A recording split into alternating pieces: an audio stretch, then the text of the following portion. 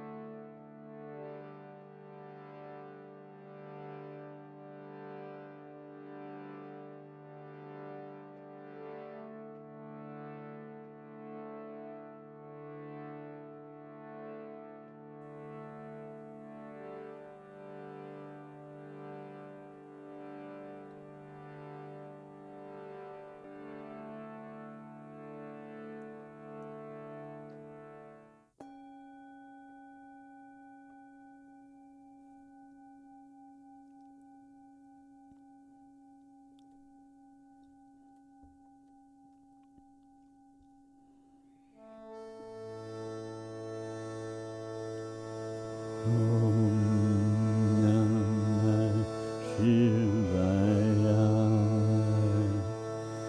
Om Namah Shivaya. Om Namah Shivaya. Om Namah Shivaya. Om Namah Shivaya. Om Namah Shivaya. Om Namah Shivaya. Om Namah Shivaya. Om Namah Shivaya. Om Namah Shivaya. Om Namah Shivaya. Om Namah Shivaya.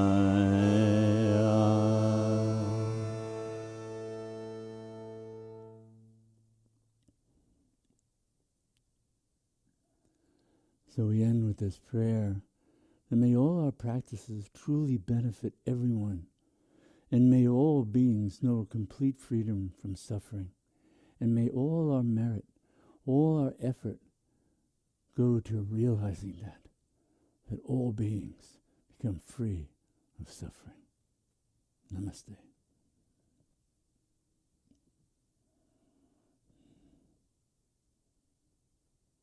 Free of suffering, beyond the mind. Once a great samurai warrior, getting older and realizing he was going to be coming to his end, but full of the pride and the power, and having lived in luxury and accorded such respect, people didn't even look at him. They only looked down at the ground when he came. He'd been unconquerable, but he feared death. So he went to a Zen master with his whole entourage, his army, full of regalia as a samurai warrior, goes up to the Zen master and says, I want to be free from hell, and I want to know heaven. The Zen master looks at him. He goes, you fat idiot. The samurai pulls out his sword. Nobody's ever spoken to him like, he's going to cut his head off right in that moment. The Zen master goes, there open the gates of hell. Oh, the samurai stops, reflects, puts his sword back in its scabbard. Zen master said, there open the gates of heaven. Going beyond attachment and aversion, anger, desire, all the things of the mind, that is hell. Going beyond that, that's where freedom, that's where the bliss of freedom lies. That's why the yogis endeavor, to calm and steady the mind. The yamas and the niyamas are all about that. So first, we practice those. We have to master. Those are the first two limbs of yoga. Before you get to sitting and doing asanas and pranayama and pratyahara and dharanas and dhyana and samadhi, first comes the yamas and the niyamas, the do's and the don'ts, the observances and the restraints to stabilize the mind, to orient it in the right direction, so that as it comes to know, it can stay steady in that. So we practice those kinds of disciplines with great loving compassion for the mind, but with steadiness, with discipline. That's how we progress. So there's a freedom that is innate. It's only occluded by the mind, But as long as the mind is all agitated and we're identified with it, it can be 1 billion miles away, even though it's closer than your breath. To know that,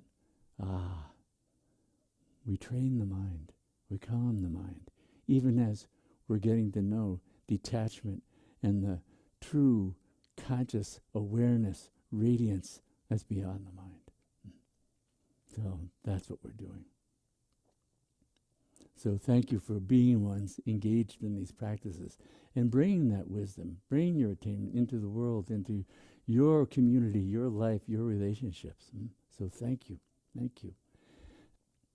So again, thank you for the many ways you support us and what we try to make available to help people keep going on their path through our videos, our e-newsletters, any way that we can. So thank you for sharing those, letting people know about that, for watching them, leaving comments on the YouTube channel. It's all very helpful. And of course, thank you for your donations that make all this possible, and profoundly grateful for that. So I look forward to seeing you again in 2 weeks. Jai Ma.